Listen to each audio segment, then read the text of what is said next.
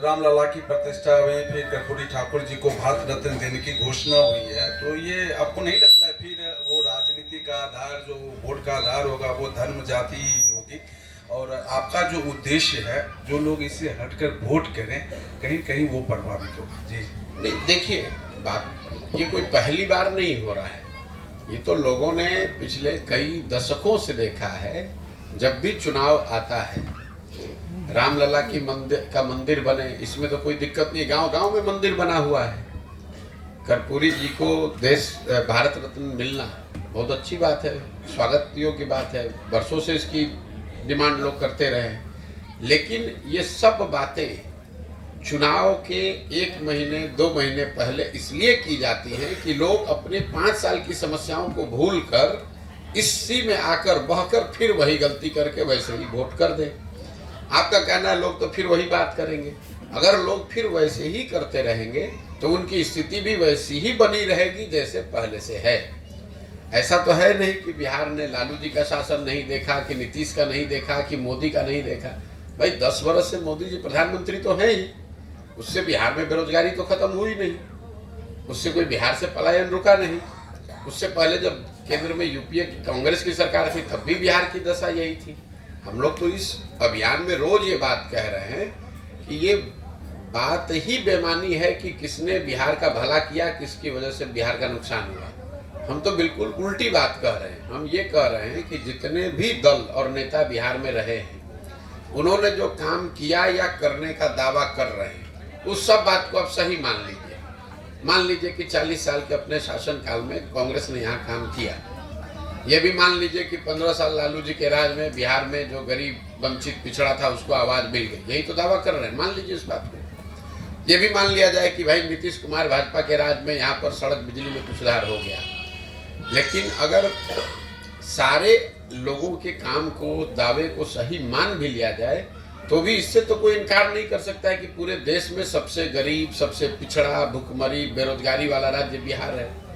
तो बिहार की जनता को, आपको, हमको ये सोचना है कि भाई देश आगे बढ़े, तेजी से बढ़े, धीरे बढ़े, वो तो एक कहानी है, लेकिन बिहार तो जहाँ था वही है। आपके बच्चे 20 वर्ष पहले भी जा रहे थे मजदूरी करने, 20 वर्ष पहले वो पंजाब और हरियाणा जा रहे थे, आजकल वो तमिलनाडु और तेलंगाना में जा रहे हैं, गुजरात में जा रहे हैं नौकरी करने। फर्क इतना ही पड़ा है। बिहार से जाने वालों की संख्या तो उतनी ही है। बिहार के लोगों को रोजगार नहीं है, ये तो 20 वर्ष पहले भी सत्य था, आज भी सत्य है। तो जब तक लोग इस बात को समझकर अलग तरीके से अपने बच्चों के लिए वोट नहीं करें, पूरे पदयात्रा का एक ही मंत्र सिखाया जा रहा है कि एक बार जीवन में आपने जाति पर वोट कर लिया, आपने विचारधारा पर वोट कर लिया, आपने नेताओं के लिए वोट कर लिया, आपने स्लोगन्स के लिए वोट कर दिया, एक बार जीवन में आप अपने बच्चों के पढ़ाई और रोजगार के लिए वोट कीजिए। यही बात तो पूरी पदयात्रा का उद्देश्य है। ये आपने राजनीतिक विकल्प की बात कही है, वो जो दल हैं या जो भी पार्टियां हैं, क्या जनसुराज ये विकल्प ये तैयार कर रहे हैं क्या? बिल्कुल भाई, ये तो मैंने आपको बताया, पदयात्रा का उद्देश्य ही है कि बिहार लोग, ऐसा नहीं है कि लोग इस बात, संगठन के, देखिए जो बात हम और आप कर रहे हैं, ऐसा नहीं कि लोगों को बिल्कुल उसकी समझ नहीं है, लेकिन फिर लोगों का ये कहना होता है कि भैया हम लोग वोट किसको दें। यहाँ तो 2 ही दल है, दोनों को हम लोग देख चुके हैं, दोनों यही काम करता है। कोई कर्पूरी, कोई जात के राजनीति कर रहा है, कोई धर्म की राजनीति कर रहा है, कोई मंदिर के नाम पर वोट मांग रहा है, कोई रिजर्वेशन आरक्षण के नाम पर वोट मांग रहा है। मैंने जो बताया कि मजबूरी में लालू के डर से भाजपा और भाजपा के डर से लालू को वोट न देना पड़े, उसके लिए आपको नया विकल्प बनाना पड़ेगा। तो जन स्वराज का एक उद्देश्य वही है कि बिहार के लोग जो चाहते हैं कि नया दल बने, वो सब लोग मिलकर दल बनाए, उनकी हम बनाने में मदद कर रहे हैं। क्या होगा, जनसुराज ही रहेगा या अब क्या रहेगा ये तो जब पदयात्रा खत्म होगी, दल निश्चित बनेगा। दल का नाम क्या होगा, उसका स्वरूप क्या होगा, उसका संविधान क्या होगा, उसका नेता कौन होगा, उसका झंडा क्या होगा, ये बात तो जो लोग मिलकर बनाएंगे वो तय कर लेंगे कि इसका नाम जनसुराज रहेगा कि कुछ दूसरा रहेगा, इसका संविधान कैसे बनेगा, इसका नेता कौन होगा, इसको चलाया बनाया कैसे जाएगा। जो लोग मिलकर बनाएंगे वो इतनी अपनी समझ से उसको ठीक करेंगे उस समय। प्रशांत जी, जो जनसुराज यात्रा है, प्रशांत जी का 2 चेहरा लोग देखते हैं। एक वो प्रशांत किशोर जो चुनावी रणनीतिकार है, जो किसी पार्टी के लिए रणनीति बनाते हैं, उनको जितवाते हैं, और एक प्रशांत किशोर है जो जन स्वराज के नाम से पद यात्रा कर रहे हैं। सवाल आप पर भी उठता है, जिस बिहार में अब लगातार बिहार के सरकार या लालू जी तमाम उनके बच्चों पर भी हमला करते हैं कि 9वीं पास, लेकिन आपके हमले में ज़्यादातर तेजस्वी होते हैं या उसकी व्यवस्था होती है। लेकिन एक कहा जाता है कि आपके बारे में कि सॉफ्ट कॉर्नर रखते हैं नरेंद्र मोदी के लिए या भाजपा के प्रति, उनकी डिग्री पर कभी कोई चर्चा आप नहीं करते हैं। तो एक नहीं, थोड़ा सा सवाल पूरा कर लीजिएगा। तो प्रशांत किशोर क्या विकल्प देंगे? एक तरफ यहाँ आप यात्रा कर रहे हैं, दूसरी तरफ कहा जा रहा है कि आंध्र प्रदेश में या कहीं फिर से आप चुनावी रणनीतिकार के रूप में भी जा रहे हैं। तो दो चेहरे लेके चल रहे हैं। किस प्रशांत किशोर को लोग एक्सेप्ट ज्यादा करें, जन स्वराज वाले प्रशांत किशोर को या चुनावी रणनीतिकार प्रशांत किशोर को, जो बिहार में ही नीतीश लालू की सरकार बनाने में रणनीतिकार की भूमिका? मेरे भाई ऐसा है, आप खुद प्रश्न में ही कुछ मुझे ज्यादा कंफ्यूज दिखते हैं।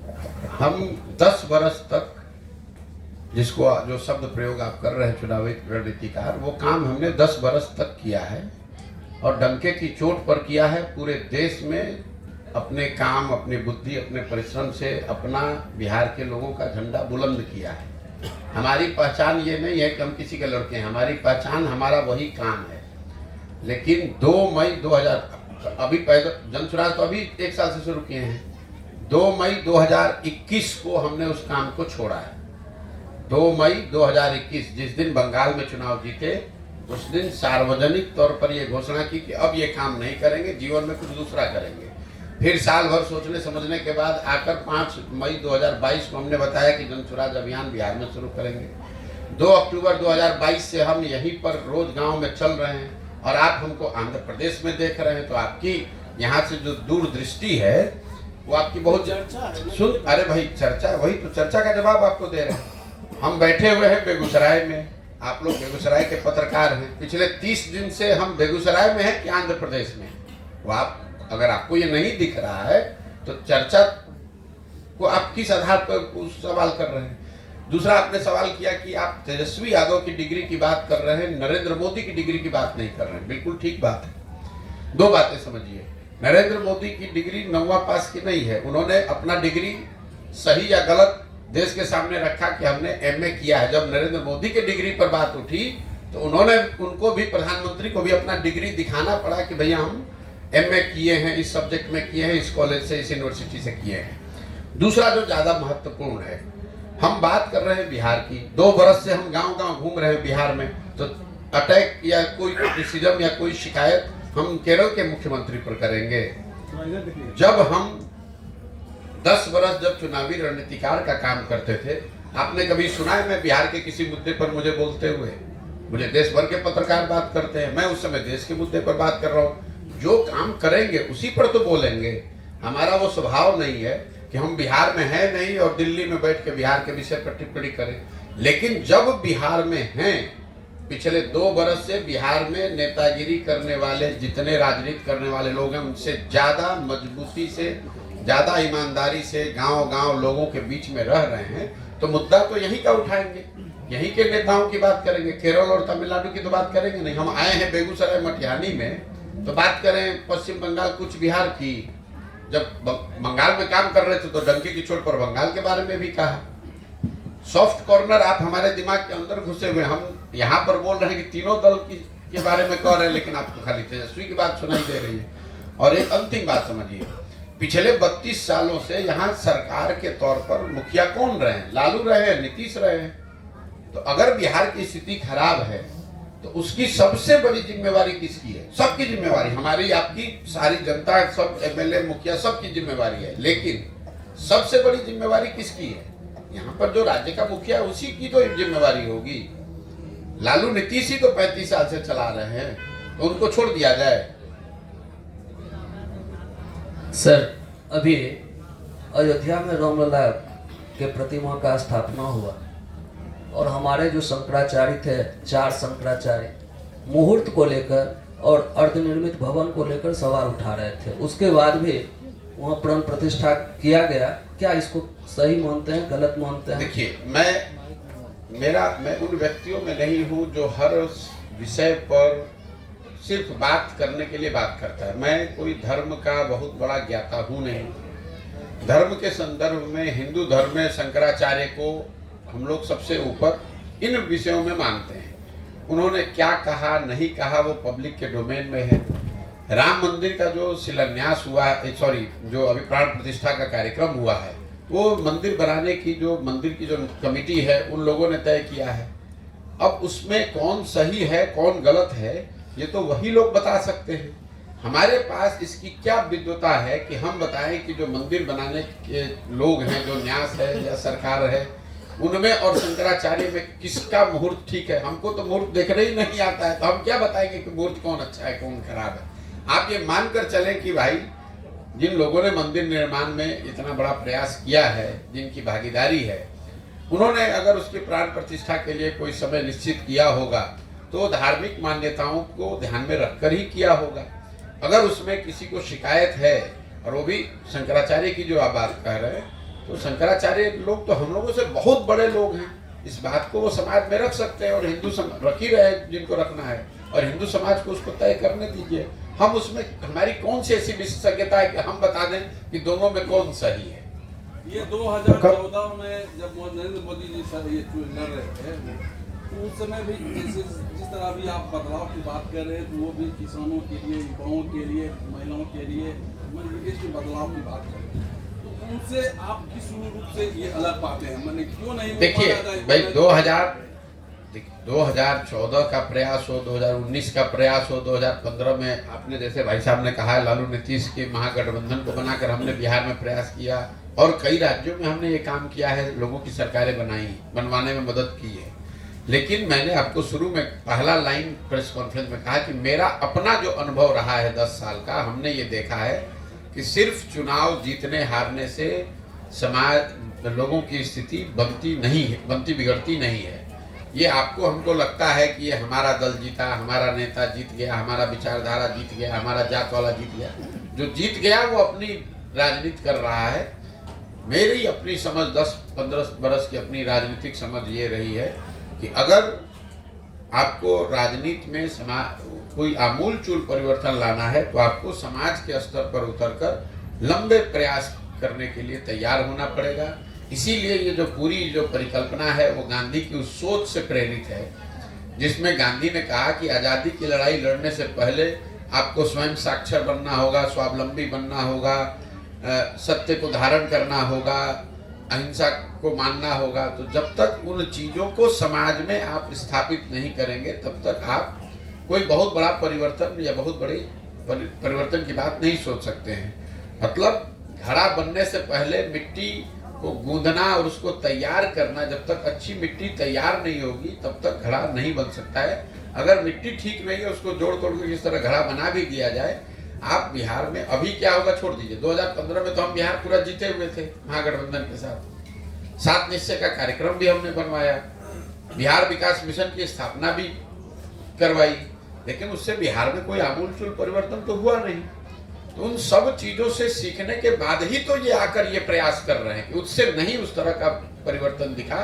चाहे मोदी जी की बात कर लीजिए, लालू नीतीश की बात कर लीजिए, हमने दूसरे राज्यों में भी कई जगहों पर हमारी मदद से लोगों ने सरकार बनाई है, लेकिन उन राज्यों में उस तरह का परिवर्तन मुझे नहीं दिखा। तभी तो वो काम छोड़े कि भाई उस काम से तो नेता और दल जीत रहा है, जनता का जीवन तो नहीं बदल रहा है, इसलिए ये नया काम शुरू किया है।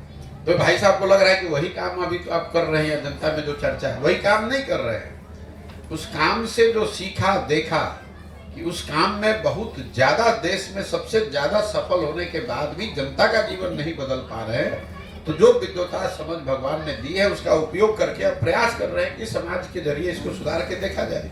राहुल जी यात्रा पर एफआईआर हो गई है असम में, अभी निकले थे राहुल यात्रा निकले हुए, एफआईआर हो गई बीजेपी के मुख्यमंत्री उन्होंने इसको किस भाई देश में लोकतंत्र है और मेरी समझ से सारे लोकतांत्रिक प्रयास, लोकतांत्रिक मर्यादाओं के अंदर जिस किसी तरह का प्रयास कोई राजनीतिक सामाजिक संगठन अगर कर रहा है, व्यक्ति कर रहा है, तो उसको करने की आज़ादी होनी चाहिए। हम पैदल चल रहे हैं तो हम लोग भी परमिशन लेकर चल रहे हैं, अगर सरकार नहीं चलने देगी तो स्वाभाविक तौर पर हम उसके विरोध में हैं। तो अगर हम अब हमको कोई यहाँ रोकेगा तो हम विरोध कर रहे हैं, तो राहुल जी को भी कोई रोक रहा है तो उसका विरोध होना चाहिए। गलत है भाई, आप कोई मारपीट कर नहीं रहे हैं, हम किसी का नुकसान कर नहीं रहे हैं, और संविधान ये इजाजत देता है हर व्यक्ति को, हर समूह को, कि वो जाकर अपनी बात समाज में रखे शांतिपूर्ण तरीके से। जो कानून है, कानून की प्रक्रियाओं को फॉलो करते हुए हम यहाँ आए हैं, कैंप लगाए हैं, तो इसका परमिशन लिया होगा। रास्ते में चलेंगे उसका परमिशन लिया है, अगर बिना परमिशन के चलेंगे तब ना हम पर कोई FIR कीजिएगा। लेकिन सरकार अगर परमिशन भी न दे और FIR भी कर दे, न करने दे, तो लोकतंत्र की जो मूल भावना है उसके विपरीत है। इसके लिए उसका विरोध होना चाहिए। सर, कभी आप नीतीश जी के साथी थे, आज उन्हीं का विरोध कर रहे हैं। मैं नीतीश जी का नहीं विरोध कर रहा हूँ। इस पूरे अभियान में हम लालू, नीतीश, मोदी किसी का विरोध नहीं कर रहे हैं। हम बिहार की बेहतरी की बात कर रहे हैं। हम ये कह रहे हैं कि इन सारे लोगों का साथ देकर आपने देख लिया, आपका और आपके बच्चों का जीवन नहीं सुधरा, तो ये नया रास्ता, ये जो तरीका है, इसको देखिए। इस तरीके से आपका जीवन शायद सुधर सकता है, आप गरीबी से निकल सकते हैं। जहाँ तक नीतीश कुमार की व्यक्तिगत बात है, तो व्यक्तिगत हमारे नीतीश कुमार से बहुत अच्छे संबंध रहे। इसी बिहार में कोई ऐसा नहीं दावा कर, हम तो नीतीश कुमार के साथ एक साथ घर में हम लोग रहते हैं, एक साथ घर में रहे हैं 1 बरस, कोई नहीं रहता है। लेकिन आप ये समझिए कि जिस नीतीश कुमार का हमने समर्थन किया था और जिस नीतीश कुमार का हम विरोध कर रहे हैं, दोनों नीतीश कुमार में जमीन आसमान का फर्क है। 2014-15 के नीतीश कुमार की छवि थी सुशासन की। उनके बारे में बिहार में जो उनका विरोधी था वो भी कहता था, भाई कुछ भी कहिए, भ्रष्टाचार ही नहीं है, बिहार में कुछ सुधार करने का प्रयास कर रहे हैं। गति उसकी ठीक है नहीं है, मायने उसके ठीक है नहीं, वो अलग बात है। लेकिन हर आदमी, ये तो ज्यादातर आदमी ये बिहार में मानते थे कि नीतीश कुमार जी बिहार में प्रशासनिक तौर पर, राजनीतिक तौर पर सुधार की कोशिश कर रहे हैं। उस नीतीश कुमार की मदद की गई थी।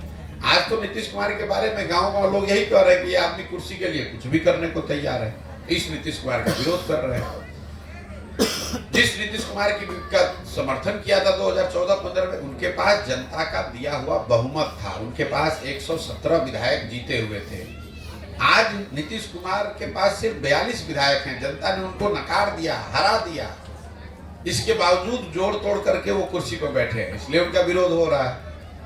जिस नीतीश कुमार का समर्थन किया गया था, वो नीतीश कुमार जब रेल मंत्री थे, गैसल असम में दुर्घटना हुई, 200 लोग के आसपास की मृत्यु हुई, तो नीतीश कुमार ने पद से इस्तीफा दे दिया राजनीतिक मर्यादा का हवाला देकर। आज बिहार में आपने देखा, कोरोना में अवैध शराब से सैकड़ों लोगों की दुखद मृत्यु हो जाती है, नीतीश कुमार के चेहरे पर शिकन नहीं आती है, इसलिए इस नीतीश कुमार का विरोध हो रहा है। सबसे बड़ी बात जो ये मानवता की बात है, कोरोना में आपने देखा, जिस नीतीश कुमार के मुख्यमंत्री रहते हुए बिहार के हजारों लोगों की दुखद मृत्यु हुई और लाखों बिहार के बच्चे, देखिए कोरोना हुआ, पूरे देश पे संकट था, सब लोगों को परेशानी हुई, लेकिन जितनी परेशानी बिहार के लोगों को हुई उतना किसी भी राज्य में नहीं हुआ। लाखों बिहार के बच्चे बड़े शहरों से एक तरीके से मार कर निकाल दिए गए। वो बच्चे पैदल चल के, धक्का खाकर, गाड़ी से, साइकिल से, बस से, ट्रेन से, किन विकट परिस्थितियों में वापस लौटे। उस समय राज्य के मुखिया के तौर पर नीतीश कुमार ने कोई ऐसा प्रयास नहीं किया कि कम से कम बस भेज दे कि वो बच्चे घर पर आ जाएं। जो लोग लौट कर आए उनके लिए कोई व्यवस्था नहीं की। घोषणा की कि जो लोग वापस आए हैं ये वापस न जाएं, इसके लिए हम यहाँ रोजगार का व्यवस्था करेंगे, उसके लिए कुछ नहीं किया। तो लोकतंत्र आपको क्या सिखाता है? आप किसी का समर्थन करते हैं, किसी को वोट करते हैं, लेकिन वो समर्थन और वोट 5 वर्ष के लिए है, जीवन भर की बंधुआ मजदूरी नहीं है। लोकतंत्र संविधान ये कहता है कि जिस पर भी आपका भरोसा है, जो भी आपको पसंद है, उस व्यक्ति को, उस दल को आप वोट कीजिए, लेकिन वो 5 वर्ष के लिए। अगर 5 वर्ष में उस व्यक्ति ने, उस विचारधारा ने, उस दल ने आपका काम किया तो उसके साथ बने रहिए, और काम नहीं किया तो नागरिक होने के नाते आपकी ये जिम्मेवारी है कि जिस मजबूती से आपने उसका साथ दिया है उसी मजबूती से आप उसका विरोध भी कीजिए। अगर ऐसा न हो तो फिर 5 वर्ष में चुनाव कराने की जरूरत क्या है? आप एक बार किसी को वोट दे दिए, उसके समर्थन में आप आ गए, फिर जीवन भर वही रहेगा, तब तो लोकतंत्र ही खत्म हो जाएगा। तब आप लोग के नजरिए से चलिए, तब तो बिहार में राजतंत्र होना चाहिए। एक बार आपने नीतीश का मदद कर दिया तो जीवन भर नीतीश ही का मदद करते रहिए। एक बार आपने मोदी को वोट दे दिया तो जीवन भर मोदी को ही वोट देते रहिए, वो काम करे चाहे ना करे। इसी के विरोध में तो ये पूरा अभियान है कि आप जिस किसी को वोट दीजिए, वो वोट 5 वर्ष के लिए, काम नहीं किया तो चाहे आपके जात का है कि विचारधारा का है कि दल का है, उसको झाड़ू मार के बाहर भगाइए, तभी तो आपके बच्चों का जीवन सुधरेगा। एक मैं आपको आंकड़ा दे रहा हूँ, आप लोग यहाँ पत्रकारिता करते हैं, देश में भी सबसे आगे दक्षिण के राज्य हैं, केरल, कर्नाटक, तमिलनाडु, आंध्र प्रदेश, तेलंगाना। इन सारे राज्यों में आज तक आजादी के बाद से कोई भी मुख्यमंत्री 10 वर्ष से ज्यादा लगातार नहीं रहा है। क्यों? लोग 10 वर्ष आपने काम किया, फिर भी लोग हटाकर दूसरे को मौका देते हैं। यहाँ 32 वर्ष से लालू नीतीश, इसके आगे जनता जा ही नहीं रही, और हम लोग मर रहे हैं, हम लोग के बच्चे जाकर मजदूरी कर रहे हैं पूरे देश में। कल अररिया में 90 लाख का लूट हुआ है। बिहार में लाइन ऑर्डर की क्या स्थिति है? भैया, जिस सरकार में राजद वाले लोग रहेंगे और जिस सरकार का मुखिया, उसकी सिर्फ चिंता ये रहे कि हमारी कुर्सी बची रहे, वहां पर लॉ एंड ऑर्डर का स्थिति क्या होगा आप बता दीजिए। लॉ एंड ऑर्डर की स्थिति आप क्या अपेक्षा करते हैं? जब 2015 में, मैं आपको और जानकारी दे देता हूँ, आपको नहीं मालूम होगा ये, 2015 में जब सरकार बन रही थी, हम तो थे साथ में, कौन लोग मंत्री बनेंगे ये भी तय करने में भूमिका मेरी रही होगी। 4 ऐसे मंत्रियों, विधायकों के नाम राजद की ओर से दिए गए थे, जो लोग उनकी छवि आपराधिक थी या जिनकी छवि के बारे में लोगों को था कि भी ये अच्छे लोग नहीं हैं। उन चारों लोगों को नीतीश कुमार ने उस समय मंत्री बनाने से मना कर दिया था कि ये लोग मंत्री नहीं बनेंगे, अगर मंत्री बनेंगे तो फिर सरकार कैसे चलेगा। मैं नाम नहीं लूंगा, लेकिन वो चारों लोग आज इस सरकार में मंत्री हैं। आप बता रहे थे ना नीतीश कुमार में क्या फर्क आया, ये फर्क आया है। 2015 में उन्हीं 4 राजद के विधायकों को लालू जी के दबाव के बावजूद मंत्री नहीं बनाया गया था, उसी 4 को आज उन्होंने मंत्री बना दिया है अपनी कुर्सी बचाने के लिए कि हम कुर्सी बैठे रहे, जिसको जो करना है करो। इसीलिए लॉ एंड ऑर्डर, जब उस तरह के आपराधिक छवि के लोग सरकार का हिस्सा होंगे, मंत्री रहेंगे, तो वहां राम नाम तो जपेंगे नहीं। जो अपराधी मंत्री रहेगा तो लॉ एंड ऑर्डर तो खराब होगा ही हो। ये सर एक लास्ट सवाल, इंडिया अलायंस में लगता है आपको क्या नीतीश जी की जो चर्चा चल रही है, तरह तरह के कयास लग रहे हैं कि अब उधर भी जा सकते हैं, आपको क्या लगता है? मुझे कुछ नहीं लगता है, मुझे इतना लगता है कि नीतीश कुमार जी राजनीति के अब उस पड़ाव पर आ गए हैं जब वो कुछ भी करें, अब वो स्थिति उनकी सुधरने वाली नहीं है। वो चाहे इंडिया अलायंस में रहें, भाजपा के साथ चले जाएंगे ही। नीतीश कुमार की जो फितरत है, जब आपकी अपनी ताकत नहीं है तो जब जिधर हवा होता है उधर जाने का प्रयास करते हैं, फिर लगता है इधर से हवा गड़बड़ाया तो इधर, क्योंकि सारे जो निर्णय हैं वो सिर्फ 2 बात पर है, मेरी कुर्सी कैसे बची रहे और हवा का रुख देखने का प्रयास है। तो 2015 में महागठबंधन जीते, 17 में क्यों भागे? 17 में इसलिए भागे कि यूपी में भाजपा जीत कर आई, तो इनको लगा कि बाप रे बाप, तो भाजपा का ही दौर चल रहा है, तो चलो भाजपा में चल लो, इसलिए 17 में भाजपा में भागे। फिर भाजपा में जीत कर आए तो इनकी स्थिति खराब हो गई, इनका गठबंधन तो जीता लेकिन इनकी सीट घट के 42 हो गई।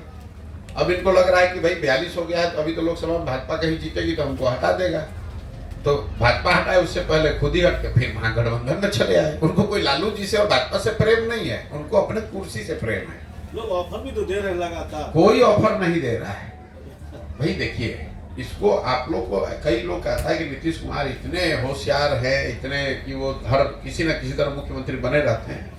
ठीक है, ये अगर इसको आप होशियार होना, देखिए समझदार होना और चतुर होना दोनों में अंतर है। आप ठग भी जो है वो भी बहुत चतुर है, तभी तो लोगों को ठग रहा है, लेकिन वो अच्छी बात नहीं है। और ऐसा नहीं कि जनता समझ नहीं रही है। यही नीतीश कुमार हैं जिनके चेहरे पर 2010 में 206 सीट एनडीए को मिला था, तब मोदी जी नहीं थे। नीतीश कुमार के चेहरे पर बिहार के सब वर्गों ने वोट किया था, 206 एमएलए जिताया था। लालू जी की तो पार्टी खत्म हो गई थी, 22 गो एमएलए बचे थे। आज वही नीतीश कुमार है, उनको जनता ने उतारकर 40, 41, 42 पर कर दिया है। आप कैसे समझते हैं कि जनता समझ नहीं रही है? अगर नीतीश कुमार के काम में गिरावट आई है तो उनके विधायकों की और उनकी राजनीतिक ताकत में भी गिरावट आई है, वो आप देख रहे हैं। जन स्वराज पार्टी अरे किसी जमाने में 2010 में नीतीश कुमार की इतनी ताकत थी कि इन्होंने कहा कि नरेंद्र मोदी को बिहार हम घुसने नहीं देंगे। आपको याद होगा 2010 में नरेंद्र मोदी जी को चुनाव प्रचार में आने नहीं दिया था उन्होंने, इतनी ताकत थी। और आज उनकी दशा देख लीजिए क्या है। तो जैसे जैसे काम आपका खराब हुआ, जनता का ताकत राजनीति में क्या है, जनता का समर्थन ही तो ताकत है।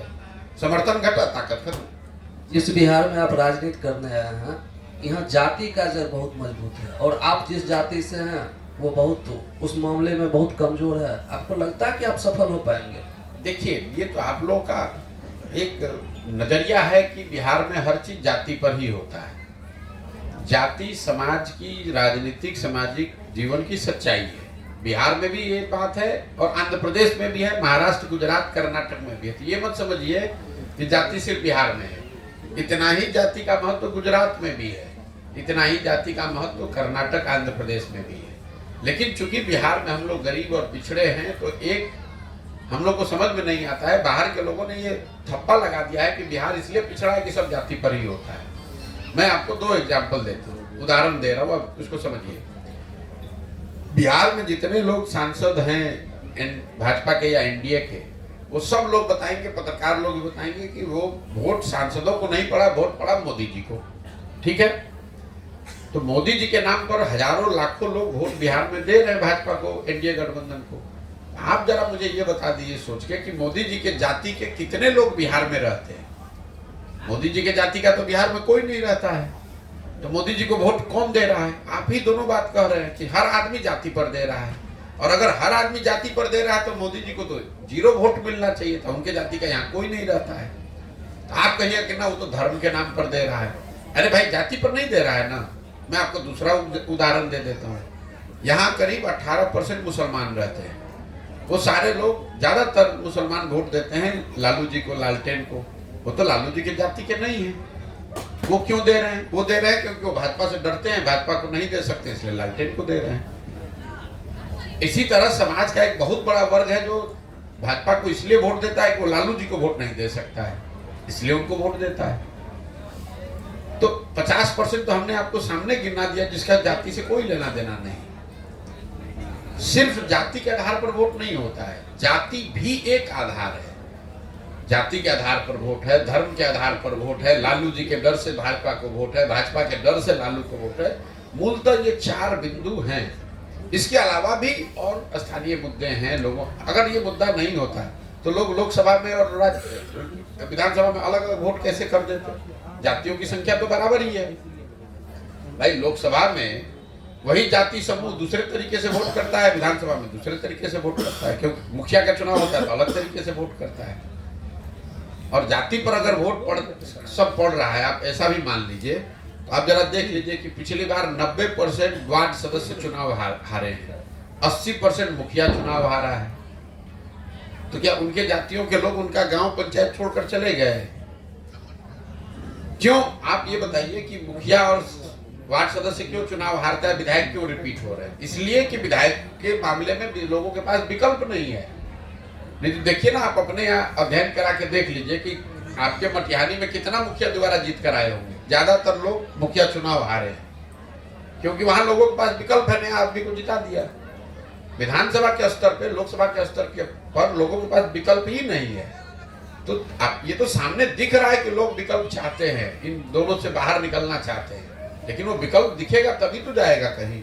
मुखिया जी लोग पिछले दिनों फायर हो गए थे, कह रहे थे कि चोर पकड़ गया। कोई मुखिया जी फायर नहीं है, सारे मुखिया जी हमारे साथ चल रहे हैं। और जो जिला अध्यक्ष है मुखिया जी के, उनका भी आपने देखा होगा 2 दिन पहले आकर फोटो खिंचा कर गए हमारे साथ। और हम तो बयान भी दिया है? नहीं, हमारे खिलाफ बयान नहीं दिए, ना हम मुखिया के खिलाफ बयान दे रहे हैं। हम लोगों को ये बता रहे हैं कि जड़ को देखिए।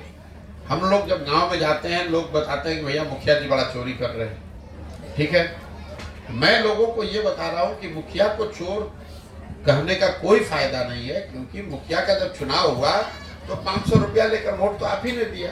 तो अगर आप 500 रुपया लेकर मुर्गा भात खाकर वोट दीजिएगा तो जो मुखिया चुनकर आएगा, जो विधायक चुनकर आएगा, वो स्वाभाविक तौर पर चोरी करेगा। अब मुखिया को चोर कहाँ बता रहे हैं?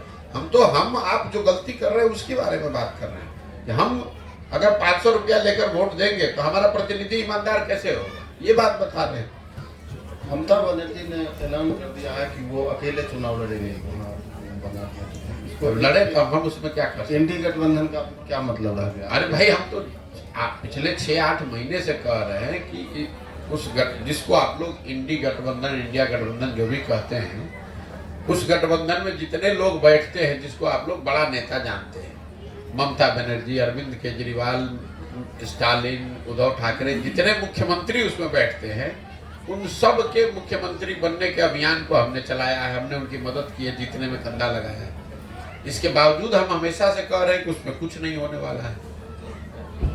वो सब अलग अलग अपना अपना क्षेत्र बचाने में लोग लगे हुए, कोई उसमें एकरूपता नहीं है, कोई नैरेटिव नहीं है, कोई उसमें एक दूसरे की मदद का प्रावधान नहीं है, कुछ नहीं होने वाला उससे। आप बिहार का गठबंधन हो गया, आप बंगाल की बात कर रहे हैं, बिहार में गठबंधन हो गया, कोई जरा बताए कि बिहार में गठबंधन हो गया तो बिहार में ही तो भाई एनडीए का नहीं हुआ है। एनडीए में तो एक ही दल, एक ही नेता की बात है, एनडीए में रह के आ गया। अब आप जरा बताइए ना, जो भी है सब चीज एक ही आदमी, नरेंद्र मोदी, उन्हीं के नाम पर चुनाव है, उन्हीं जो कह दिया वही तय हो जाएगा। लेकिन उनके सामने जिस इंडिया गठबंधन की परिकल्पना की गई, जिसकी पहली बैठक बिहार पटना में हुई, तो सबसे पहले तो बिहार का सीट बंटवारा घोषित होना चाहिए। आज तक बिहार का हुआ घोषित? आप बंगाल की बात कर रहे हैं, तमिलनाडु की बात कर रहे हैं, जहां से उसकी बीज पड़ी, जहां से लोगों ने कहा कि भाई नीतीश कुमार इसके संयोजक होंगे, इन्हीं के प्रयास से हुआ है, वही नीतीश कुमार आज तक इंडिया गठबंधन में क्या बिहार में क्या होगा ये नहीं बता पाए, और उल्टे आप लोग 10 दिन से चला रहे कि अब नीतीश कुमार छोड़कर भाग रहे हैं, इंडिया छोड़कर पता नहीं कहाँ भागेंगे कि रहेंगे, कोई ठिकाना नहीं। ठीक है भैया, बहुत बहुत धन्यवाद।